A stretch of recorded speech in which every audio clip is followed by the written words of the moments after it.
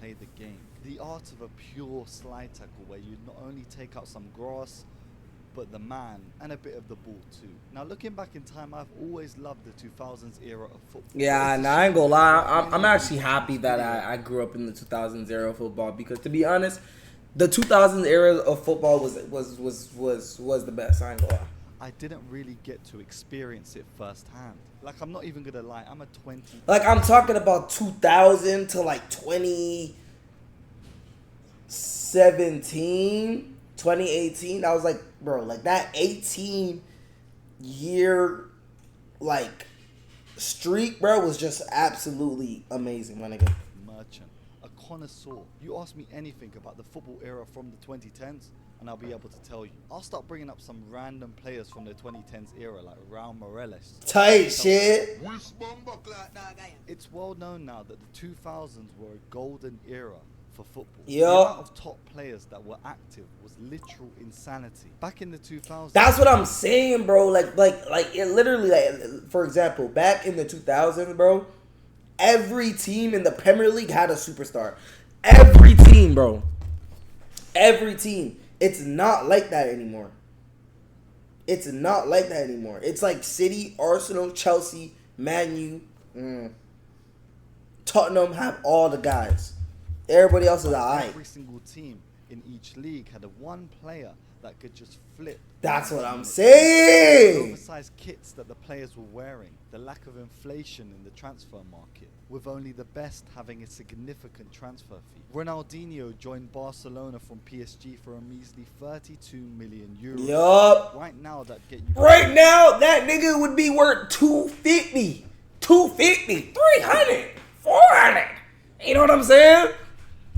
Reece Nelson and a bag of chips. There was no room for faded haircuts, no dominance on which league had the best quality, and your favorite players would have no restrictions placed on them during games, meaning that yes, They at could least do once whatever a they game, wanted, they bruh. were marauding Oh around. my god. No Diddy, but how did he do that? That yes, at least once a game. a Like player would what? take a marauding run, taking on multiple players. The aesthetic of football in the 2000s was just purely magical. During these years, players played with pure passion and left it all out on the pitch. And nowadays, unless it's international football, Nobody no cares. one's really playing like this anymore. Yeah. I can never remember how to perfectly format my citations. Just click get Nah, this is the better vid. Remember when players would just let it go and take shots from outside the box and see if they could catch the keeper off guard? Now, sports science has been brought into the game, and players are not taking shots from outside the 18-yard box. And why? Well, because the odds of the shot going in are too low. So players are discouraged from actually expressing themselves and shooting whenever they'd like. We only tend to see football being played in the modern era with freedom In international. competitions. That's And let me tell you why. Listen, let me tell you why. Because, see, look. In international, you feel what I'm saying? Like, if you're from a country that's, like, not really good, and, like, you're good, nigga, they just let you do whatever you want. See, look, that's why that Ada Güler, he scored that banger. You feel what I'm saying? Zlatan Ibrahimovic, Sweden, scored that banger because they don't care. managers that they have in the international level are not banging on about all these little tactics because they only work with them for a few months a year. Football today is way too predictable, with most teams all playing it safe, moving the ball into the wings and trying to get as many balls into the box. The element of surprise, in my opinion, is completely gone from domestic football. Well, in the top 5 leagues, that is. Back in the 2000s, the lack of social media was also beneficial, making players more attached to their club, their job, and how fans reacted in game. All these factors could directly affect a player's performance. It's like players had a more genuine relationship with their clubs. Nowadays, a 5-0 loss would result in a heartless Instagram story or a Twitter post. But back during the prime 2000s era, the apology would be a statement in the next game. There would be no hiding behind this screen. You'd have to prove that you were good enough to play for this club in the next game, live.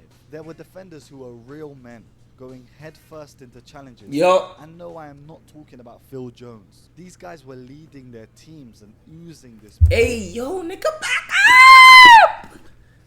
God damn. Nigga head to head and shit. Nigga looks like he's about to kiss. Oh. symbolic aura. They were not playing football for 90 minutes. They were going to war. I personally think that defenders individually during the 2000s were a lot better than defenders today. However, defensive systems have come about, and that's why defenses have got a lot stronger over the years. Well said. Very, very, very well said. Very well said. But that's why I say Sergio Ramos is the greatest of all time when it comes to defense, because he's done it both. He's been in that era and he's been in this era. And shit, like, he's been good in both eras. You know what I'm saying? Yes.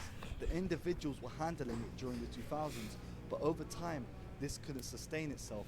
So managers implemented whole team tactics to make a defense a unit, to make attackers more fearful, and to therefore concede less goals. Football was more than a sport during the 2000s. It was entertainment. Stories that you would never think of happening would happen in a matter of days. Everything now is just more predictable. Fabrizio Romano will tell you that the biggest transfer in the history of football is going to happen 6 months before it even happens. What's the Bro. actual point? In 2006, there were 12 players that were Ballon d'Or level playing in the World Cup. Guys who had previously won the award or who would go on to win the award in their careers. Cristiano Ronaldo, Messi. Hold on 1 second.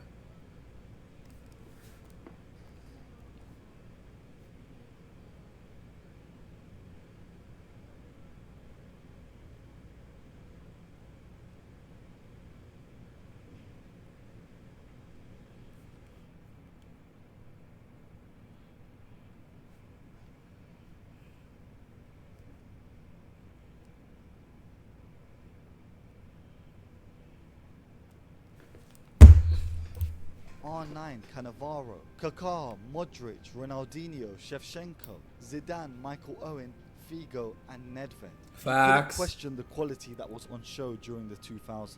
Hundreds Facts. of players can be named that dominated during these times. And I think the guys that grew up during this era are the ones that are disappointed with what football has become right now. But even from a third person's perspective, the 2000s era of football just felt and looked more like football. The 2000s were a time of one size fits all, with all players being able to fit into the game however they wanted to, not binded or restricted by tactics or their tight tailored kits. I think the 2000s were not only blessed with some of the greatest footballing talents of all time, but they also had some of the best sides of all time. Fans of the 2000s witnessed the renaissance of AC Milan, the dream side of Real Madrid's Damn, the Galacticos. I ain't gonna lie, who the hell is this guy, bro? Nah, who real shit? Who is this guy? See, look, this guy right here is the guy. Nah, this guy is definitely a left backer or like a right back, bro. Cause that's Roberto. So who the hell is this? Now I'm actually about to tweak out because he's just pissing me off. Like, why is he in the picture?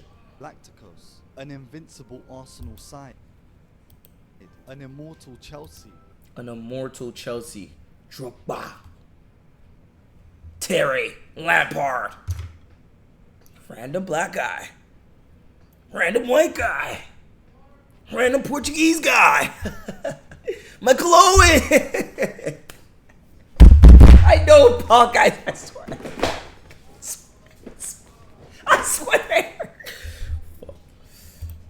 and the prime Man United that harboured the early flair of Cristiano Ronaldo. Another part of 2000s football that was so appealing, The boots! authentic hype that things got. The internet and satellite TV created a rise in anticipation for certain events to take place. One great example is David Beckham's move to Real Madrid, which was worldwide news, transcending this local lad into global stardom overnight. Money was also beginning to be seriously injected into teams. Roman Abramovich's acquisition of Chelsea in 2003 changed the landscape of football entirely, with his investments into Chelsea starting a revolution of big spenders in football.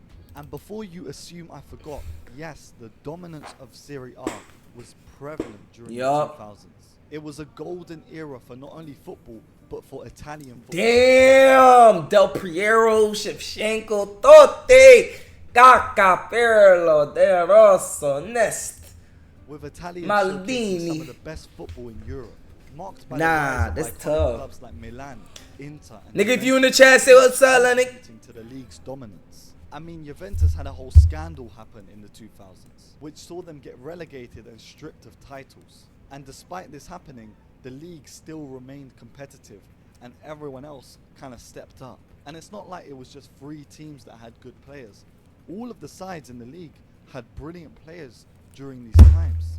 Fiorentina had Gabriel Batistuta in the 2000 and 2001 season, who scored 20 in 34 Serie A appearances. This guy was key during the early stages of the 2000s and eventually moved to Roma and won a league title with them too. Udinese had Antonio Di Natale, which most of you know from his FIFA card. From 2004 to 2009, this guy had 74 goals in 150 appearances, being the top goal scorer for not only his side, but also topping the league at one point. Diego Milito, another Argentinian striker, famously known for his run with Inter Milan, but he started off at Genoa and he was also a baller there too. Even Enrico Chiesa, the father of the Chiesa. and there's obvious picks that played during this R9. time too. Trezeguet, Del Piero, Francesco Totti. Nesta. The Nesta. 2000s were a golden era for football, a time for incredible talent, historic matches, and significant transformation. It was a decade that left an incredible mark on the sport. And to answer the question in the title of this video, why did 2000s football look like that? It's because that was football. Football will never lose what the 2000s era created. And although many people call it the golden era, I think it's time to start looking forward and start looking at the era that we are currently in today. Now, if you want to support this channel, you can join it right there. There's a couple tiers to the memberships. Go and check them out. And of course, if you like this video, make sure you leave a like, comment, subscribe, and of course, this vid was better. I think it's